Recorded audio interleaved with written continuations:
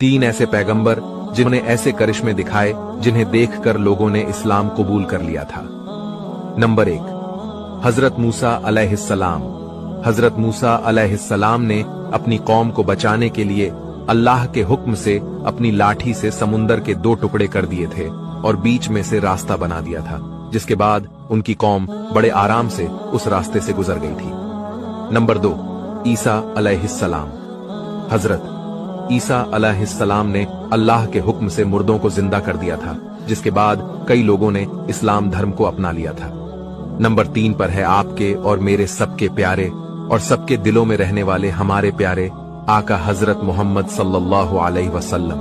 हमारे आका ने अपनी उंगली के इशारे से चांद के 2 टुकड़े कर दिए थे, जिसे देखकर लोगों ने कलमा पढ़कर इस्लाम कबूल कर लिया था।